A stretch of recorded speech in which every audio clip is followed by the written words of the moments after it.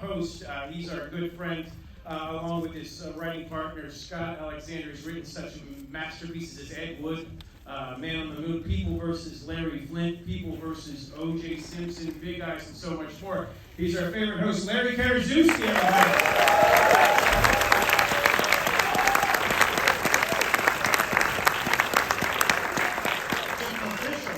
Favorite host. I never done that before. I feel great.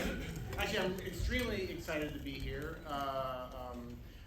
First of all, I just want to say just bravo to the American Cinematheque programmers. I've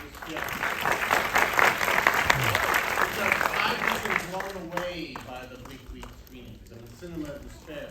It's absolutely incredible. I've been jumping in and out of theaters all over town this week. And for me, it's been a real revelation. Because every time I pick up any kind of entertainment journalism, all I read about is how audiences are abandoning movie theaters, how about the death of the American cinema experience. And I feel like the American Cinematheque has just given a big F you to that whole concept. Because they have programmed a week of the most depressing, challenging, anti-feel-good movies of all time. And every night it's been packed and sold out. It's absolutely masochism. Bravo.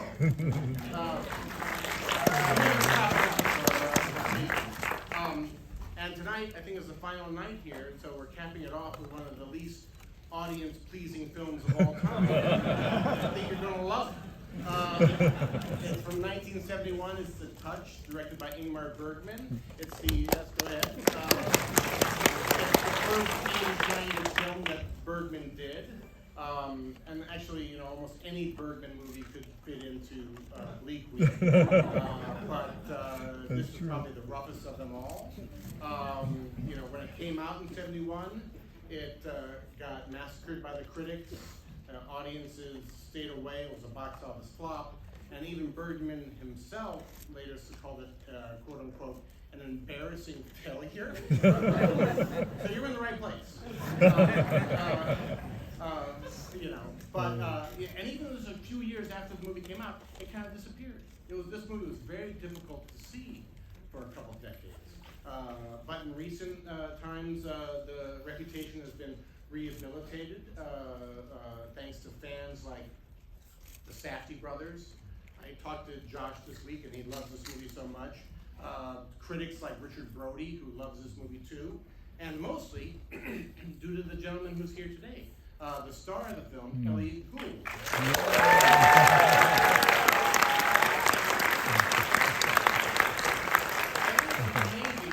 He never doubted for 1 second the power of this film. He always believed in it, and he always felt that someday audiences would evolve to a point where they would finally get it. And maybe that's tonight. Who knows? Yeah, so where the heck am I? We're very grateful that Elliott is here. It's a great honor. You know, I'm kind of out of my skin and nervous because Elliott Gould is my favorite actor of all time. The nights I've spent rewatching movies like California Split, and Little Murders. Grant, can you book Little Murders for next year's Big Week, and Elliott and I will come back and do this again. So who here hasn't ever seen this film? Everybody has not seen this film.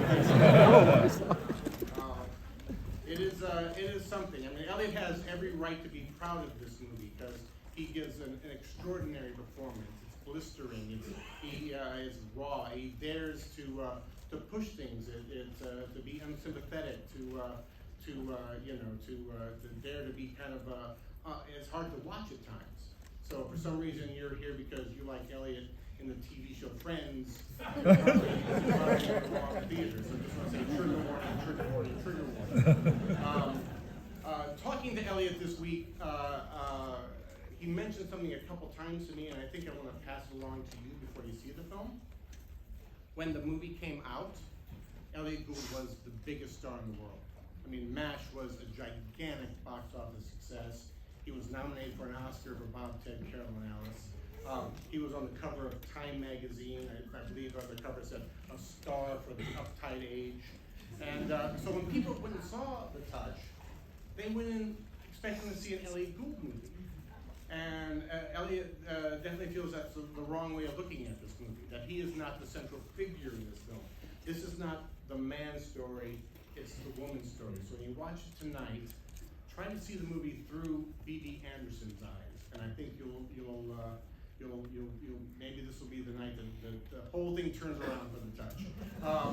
So we are going to do a Q&A together immediately following the screening. So think of some great questions, and let's watch it. Usually at this point I say, enjoy from 1971. But I said this week, prepare yourself.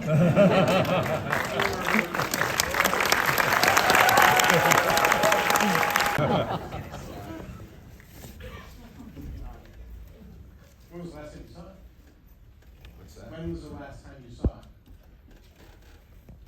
Oh, I don't remember. Let's go back to the beginning then. Let's go back. How did you become associated with this movie? How did you learn that Ingmar Bergman was interested in making this film and interested in you being in it? Well, it's a world of agents. It's a business of agents.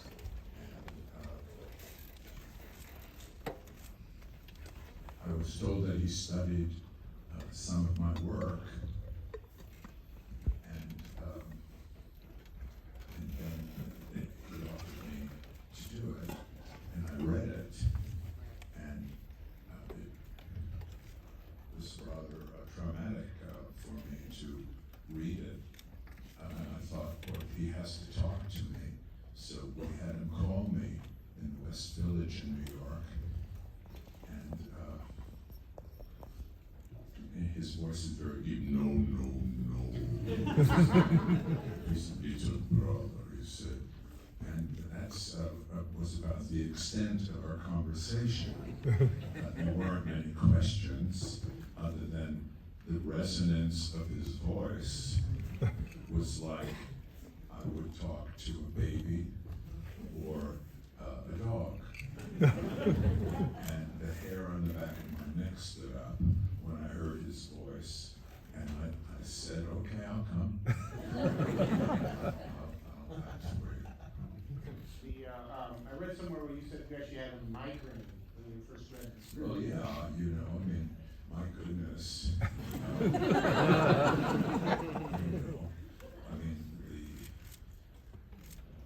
His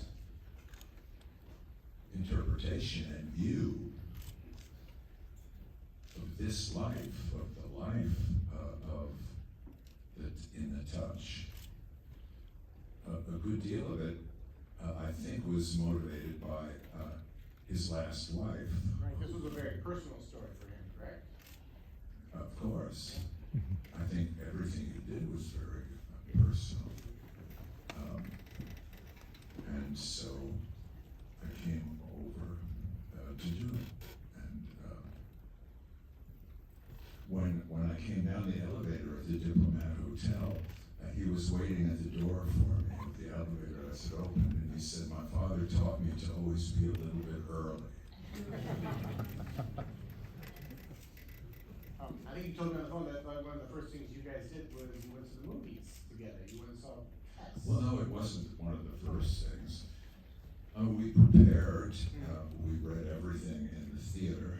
He and Bibi, who is out of this world, and Max is perfect. And then one Sunday he took me to the movies, and we saw a picture called Kess by Ken Loach. It was about a boy and a trained falcon. And he told me that his masters were William Wyler and Alfred Hitchcock. Wyler as an administrative producer director, and Hitchcock for pure imagination. And then after the picture, this was a Sunday, told me the first time that he saw Mae West on screen, he went home and had himself.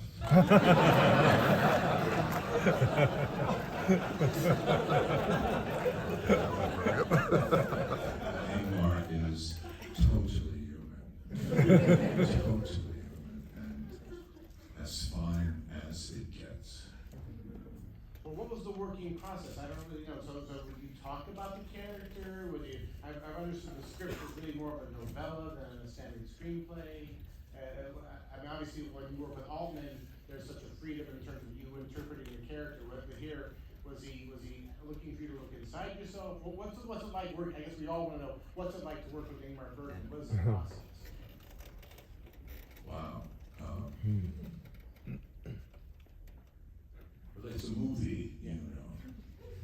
And the team, Bergman's team, everybody's on screen is a family. Everybody, they all work together all the time. So he told me that he always reshot his first day's work. And the first day's work that we did was the dinner table where David is getting drunk. And I thought, well, you haven't worked with any of us. I mean, you're not going to have to reshoot with me. I get it down.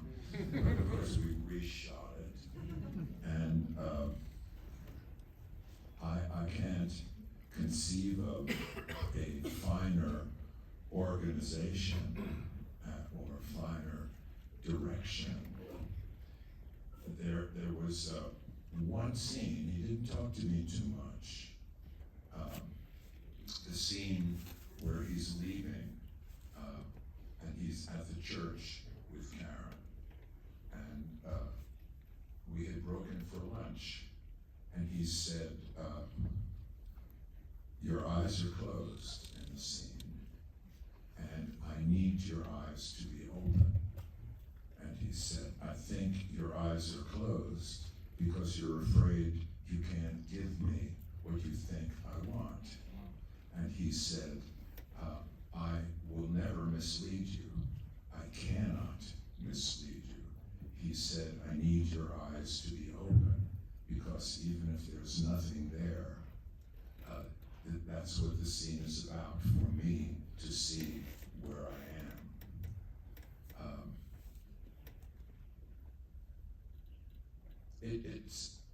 For me, it was as fine as it could get. Was there rehearsal? Talk about working with Dee. I mean, when you guys get together and talk about it? No. The last scene where he says, I don't believe you, and you saw the rain. Yeah, the rain's amazing. Yeah. We had to loop it. There was something with the sound, and he was so understanding of my feelings.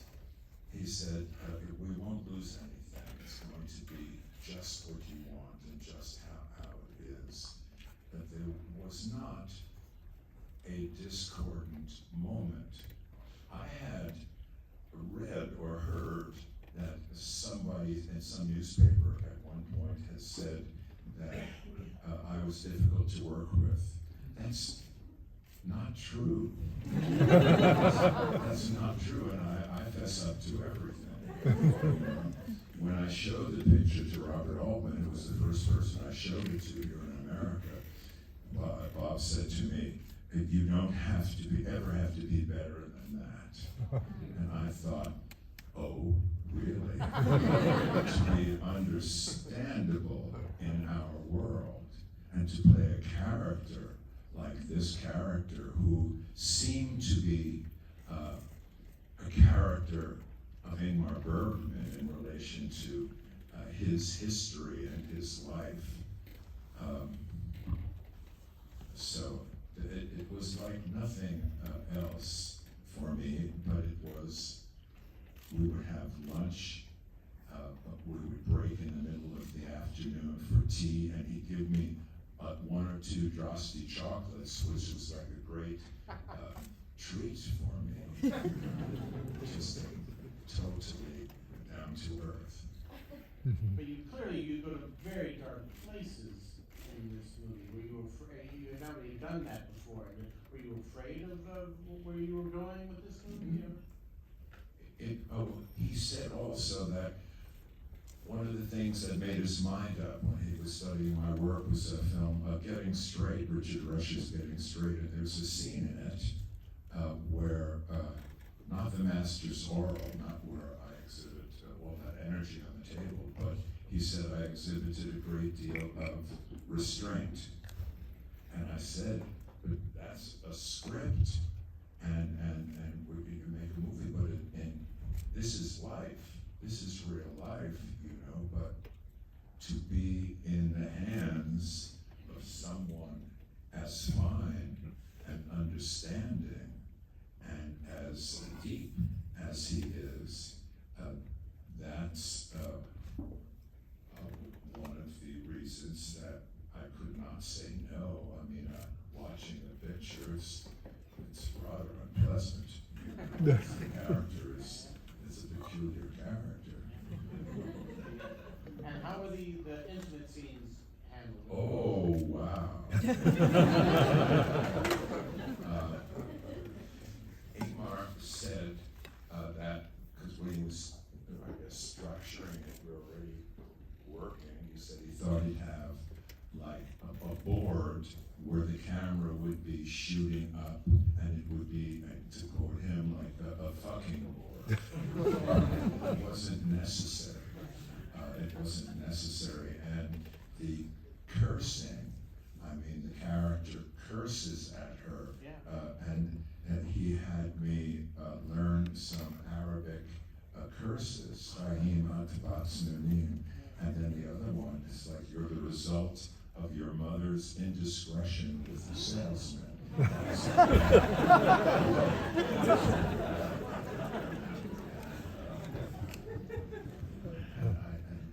Max and his kids to play basketball with me. Oh, he's perfect. Actually, I think one of my, I don't know if my favorite scene in this movie, but that scene where Max comes to your place. That's so painful. That's so embarrassing. Yes. Wow. What an asshole. So what was it like with Max Garcia? I mean, It was perfect. I mean, he was just great. I was told that when he did The Greatest Story Ever Told, that he fell in love with a dancer, with one of the dancers. And then I bumped into Max at Warner Brothers. I think he was doing, it could have been something called The Drowning Pool with Paul Newman. But Max is, I mean, eye-poppingly perfect.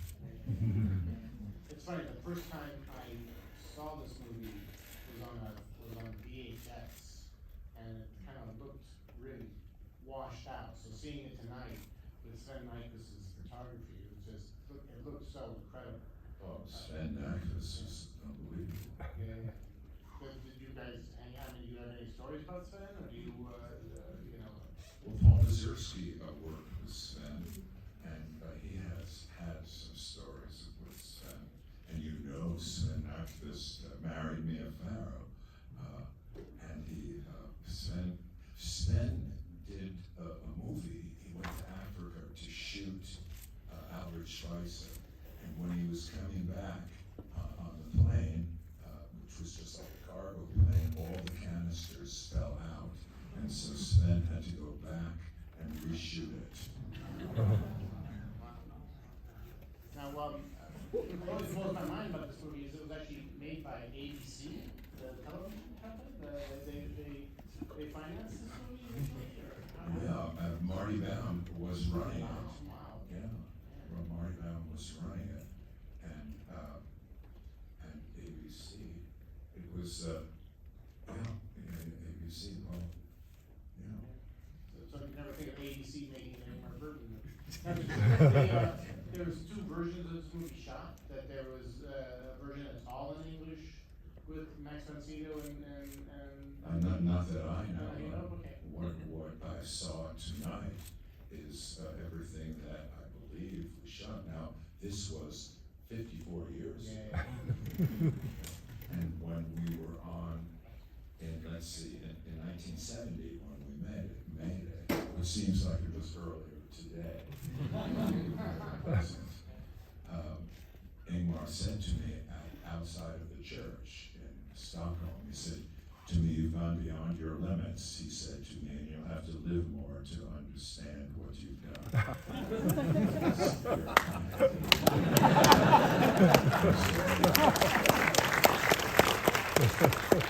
Well, when the movie came out and it wasn't received the way you guys thought it would be, so how did that feel? I mean, it's It obviously feels the same way as it felt for me tonight, because you have a knowledgeable audience who knows film, cares about film. I don't know what anybody thinks. So the last time that Ingmar and I talked was in the early 80s, and I was filming in Vienna, and Ingmar was in Munich, Germany, putting on a repertoire company of his favorite plays, and we were able to talk on the phone. And he said to me, "I have a lot to learn about people." He said, "The critics in Germany said, we don't care who you are. We don't care what anybody else thinks about you. We don't care how good you're supposed to be. We don't like you, and we're not going to have anything good to say." and Ingmar said, "I have a lot to learn about people." did you remain friends with him? He visited me once. Thanks for reminding me that.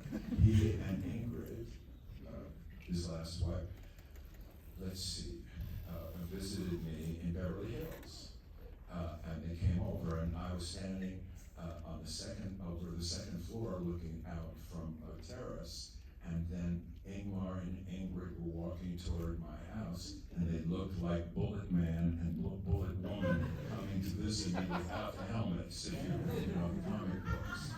And he said to me, "Would you do live theater? You're just right for Chekhov now," he said. I said, "Would you direct me?" He said, "Yeah." I said, "Well, of course, but you have to give me a lot of time to absorb the words, you know." He said, "Because you're just right for Chekhov." And I said to Ingmar, I don't want you to live down here. It's too hot. I would like you to live in the Pacific Palisades where Henry Miller lived." Honestly. And he said, "I have to live where my agent tells me to." You tell me what's so funny about that. I thought that you're not going to be living here.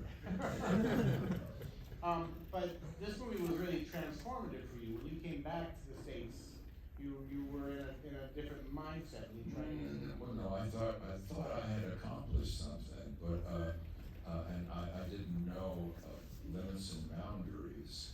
And I talked with Ingmar about what I thought would be the next picture, but I never said I had judgment, but I always meant well, and I feel that a grain of pride is good for the heart, but no more than that. It's blinding.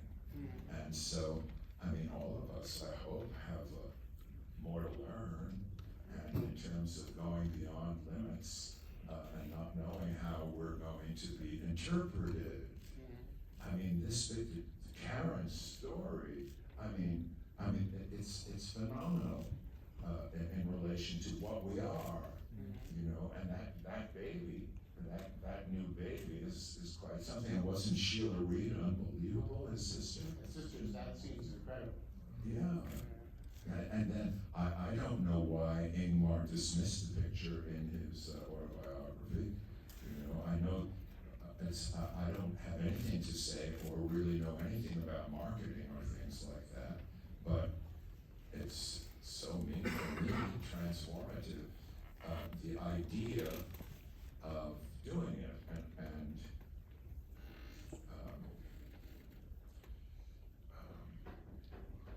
accomplishing, playing his part. Right. I think that is a kind of idea of Ingmar's character in his own mind is David.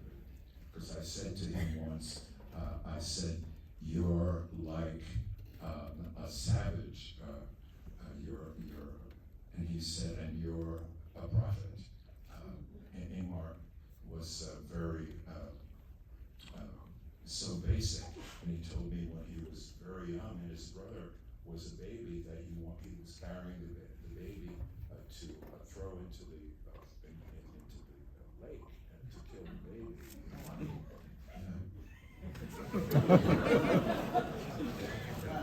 That's Bergman's mother in the photograph album, correct? Yes. Wow.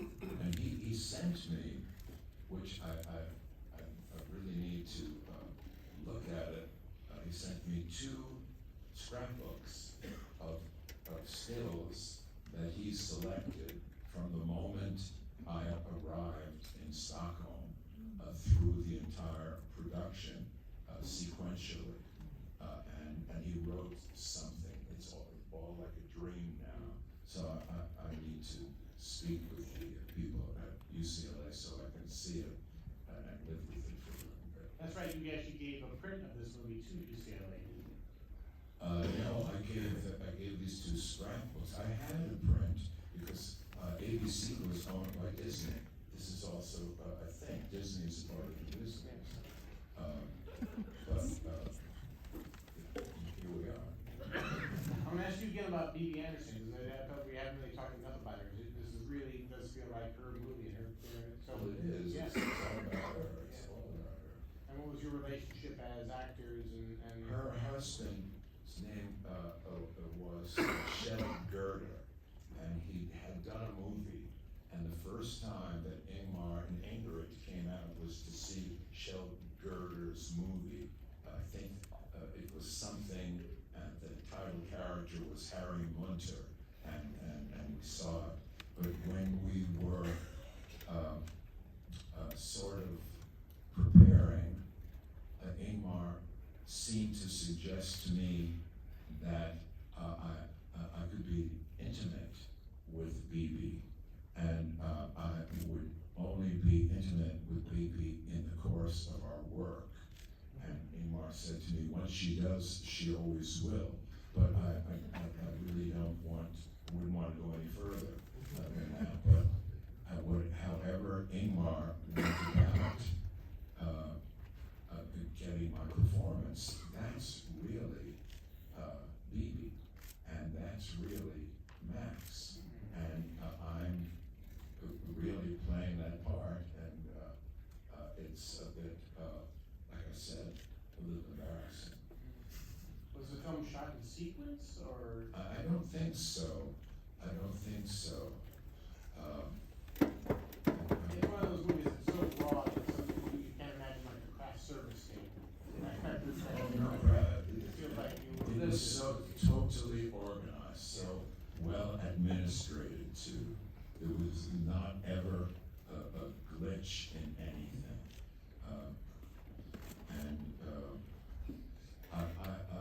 Watching it and thinking about it now in relation to the work and business that I've been involved with over the last 54 years, it's very, it was life-changing for me to be working with his instrument, with the instrument with which he creates.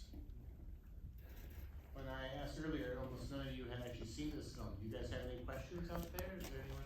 Working abroad and immersive. You and David were both expats working abroad, and the David character feels very isolated. And she was wondering, when you were filming this movie, you were Bergman and the island and everything, and did you feel isolated yourself? No. When I first came over, and it was all, he let me leave for a while, because then I could go to a film festival in Sorrento.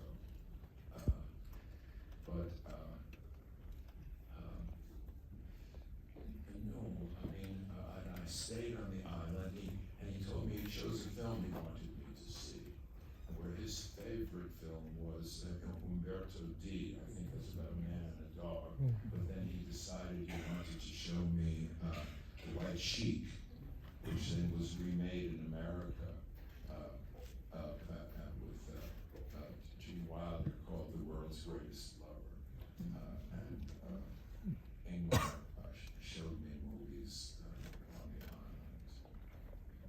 Okay, anybody else? Your body posture, you know, that you would sometimes as David shrivel up, that you were sort of like, you were sort of pulling into yourself on screen. He's wondering what kind of thought process you had behind that. Oh, my thought process was Ingmar Bergman, was his writing and how closely we worked. It's interesting because after this picture, I had an enormous career adjustment, being that I now worked with the finest instrument that does what it does. So, Ingmar would allow me, like I said, he said, I will never, I can't mislead you. We never had a problem or on the set. So as far as even, in the scene where he strikes her, I throw a chair. I throw it now, as you know, because there are filmmakers here right now. Everything is lit, everything has its place, and I threw the chair, and the chair stuck in the wall. Like it was some sort of martial art or something.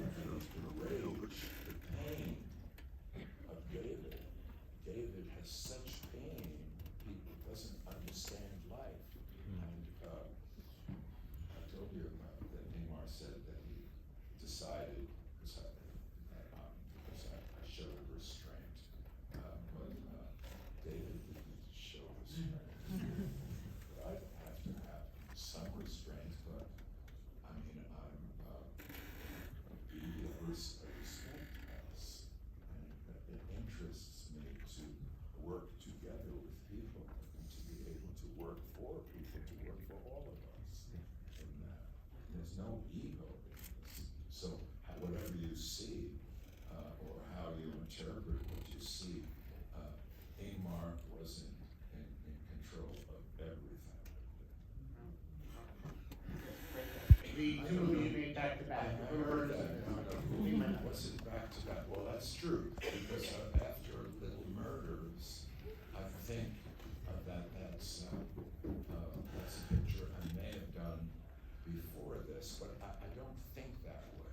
I don't like thinking I'm far more interested in we and us and what's the project and again, employment, I'm terribly realistic, but I know I'm good.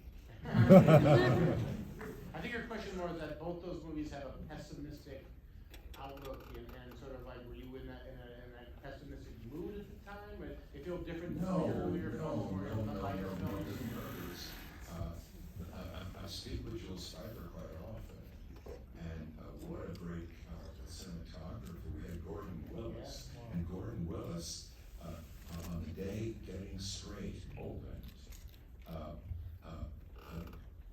we were shooting, and the next day he came in because I was wearing a t-shirt that I wore in Getting Straight in Little Murders, and he said from behind the camera, and Michael Chapman was his operator, but Gordon would look through the lens and he said in this way, "Didn't you wear that shirt in Getting Straight?" And I thought, somebody's talking with me here. He saw the picture.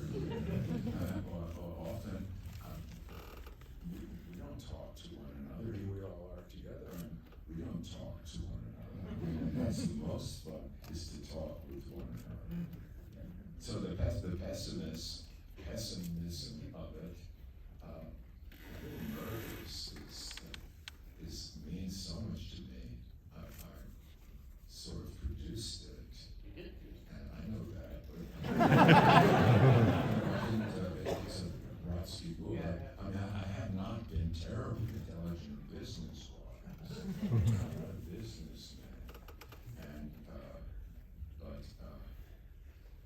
as a matter of fact,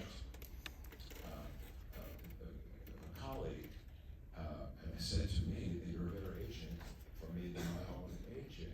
And I thought, I hope you don't think that makes me happy. I don't do business with anyone. And it's not that I'm not interested, it's just that I'm not smart enough. I mean, I'm not educated, and I don't want to have to try to be smarter than anyone else. So therefore, we got to work with people. How about in the back? After this movie came out, do you feel like people looked at you differently? No. As a matter of fact, when we were doing MASH, and this is even before Donald and I had a little bit of a confrontation with Bob, because I had never improvised on film before. But we were doing a scene, and I played poker, just about all my life. I'm not very good, but I'm steady. Joy Walsh is here. Yeah, I saw that. Joe Walsh is the writer of California Spirit.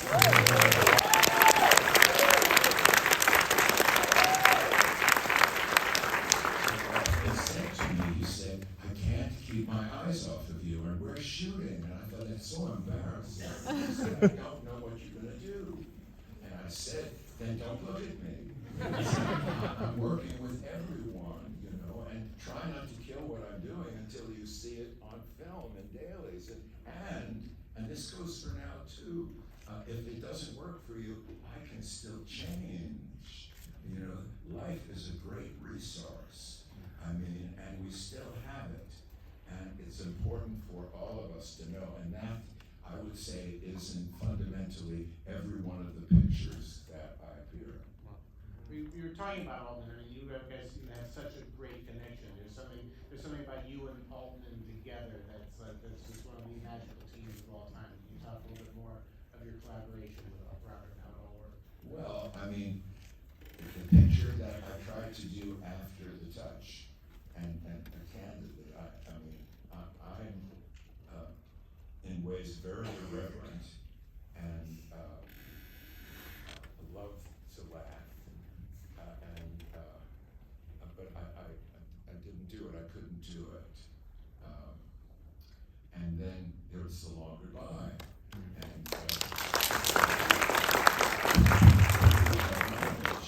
we thought was going to direct it for United Artists, and David Baker, who was a friend of mine. I mean, he seemed to get me to understand where I'm coming from and what my take on life is. And Bogdanovich said, or I was told that he said that it wasn't right for the part, and he had in mind Robert Mitchum or Lee Marvin. And I said, I can't argue with them, they're like my uncles. You've seen them, you haven't seen me. And so he sent it to Bob Altman, and Altman called me from Ireland, and he said, "What do you think?" And I said, "I always wanted to play this guy." And Altman said, "You are this guy," and that was the beginning of the long goodbye. You're right there. Interesting question. This is being Ingmar Bergman's first English language movie. And you're obviously you're an American. Did you feel you had to bring the American perspective to the part? That in a sense, you are. It's not English as a second language. No. I hope. Politics in my opinion. To me, Well, for example, I worked a lot with Milos Forman, and Milos, he knows English and he can do English, but when he casts people, he gives them a lot of freedom to do their thing because he knows that he's not into all the little idioms that people can say. Did you bring an Americanness to this movie? to the touch? Yeah. No, he wasn't American. I think he had come from Israel. Ingmar had said to me, he was a displaced person. And Ingmar had said the one place on earth that he wanted to come with me to visit was Israel. And of course, we've got so many problems right now, but I understand it. But Ingmar, he liked Italy. He liked Italy. And I told you I only saw him in America once. And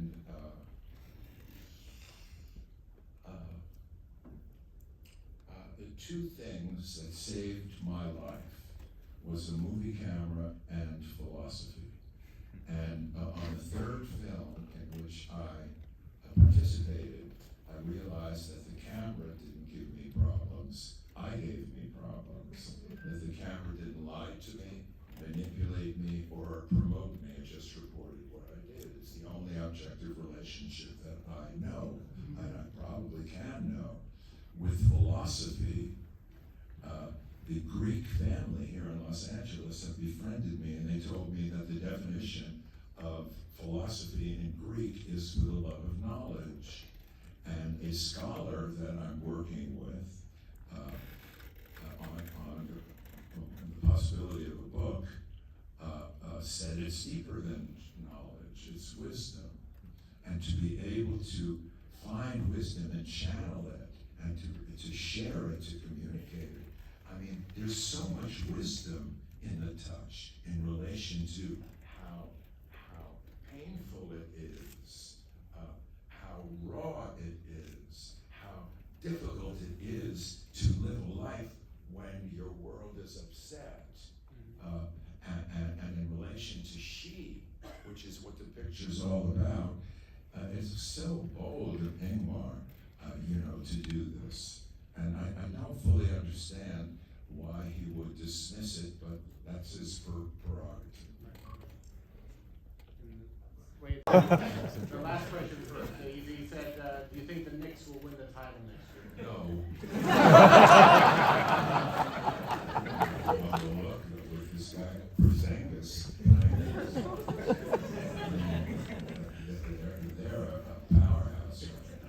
And his question about the movie was that David is lying about his sister. Do you feel that David was lying about anything else? Everything else. David's lying to himself. He doesn't know anything. Yeah. I mean, that's so interesting for him to be. For him to be an archaeologist. So one day, Ingmar ran to where we were preparing to shoot outside of the dig, of the archaeological dig, and he had a picture. No, he didn't have a picture. Oh, that's right, he had a picture. It was of David with a skull in his hand. And he said to me, when you go back to New York and you see your psychiatrist, he said, show him this picture and tell him it's Elliott finding himself. Just a couple more. How do you feel that death plays a role in current David's attractiveness to Death? Death. Her mother dies. Yeah. Is dead before she sees her mother. Doesn't death play a role in for every one of us? I mean, there's no doubt about it. And remember, I'm not an American in the picture. And for Bergman, let's see. Why did Bergman make an English language film? Did someone approach him, or did he have an idea that he wanted to do in the English language? I can't talk for him, but I know that he wanted to make a big picture here. And I actually brought my first wife over while I was there to introduce her to me. And she came and was on the set when we did the scene when Karen calls him and he's in the chair. He's such a neurotic guy. And so they talked about The Merry Widow. It's in her book. And I didn't think I would mention anything, but I don't have any problems. And Ingmar wanted to make The Merry Widow, remake it. And yeah. I mean, I think to answer your question, I seem to feel like I read something about it over the past week that was ABC sort of wanting to make a splash, and they sort of offered, it happens quite a bit these days. It's like the way Netflix would throw money at people. They sort of wanted to, if they could make their English language film of Bergman, it would mean something. So they came to him with a proposition. I believe that's how. So I'm not sure. All right, like one or two more. Anything was lost in translation in terms of him directing you in English as a second language? into other. Well, it doesn't matter what I think. I know that nothing is lost in translation. I know his subject and what he's doing in the story. Nothing is lost in translation. And that's what life is about. You're going to translate life? I mean, we're all the same. All right, one more question out. Did you, the character David, did you relate to him immediately, or was he hard to live with? How did you find him? I don't know, I mean, I could relate to his frustration and his rage and his impudent expression, you know, just as a frustrated human being. I hope that some of us here can relate to that too, because it's part of the story of part of the human race. So, I mean, I had to get the Swedish film people to get me a copy of the script, because I think I gave it away, I don't have it, and the script is such a good script. And Ingmar wrote not with he says, she says, and stage directions. I mean, he writes it like it's a novella. And also before we start to shoot, Ingmar and Sven would go through the script and know every scene that they want to do. Nothing is arbitrary. And my last question has absolutely nothing to do with anything we're talking about. It's just that you and I share this affection. Tell me about your relationship with Groucho Marx. Well, David Steinberg first introduced me to Groucho Marx, and we became very, very good friends. And the last time I saw Groucho was Groucho and Elvis Presley died during the same week. I think it may have been August of 1977, because we were doing The Silent Partner, Harold Duke's picture. And so Groucho was in bed. He had a hip replacement. He had tubes coming out of his nose and some other places. And he saw me. I don't know that anyone else was there. And he put his fingers on the tubes, and he played it.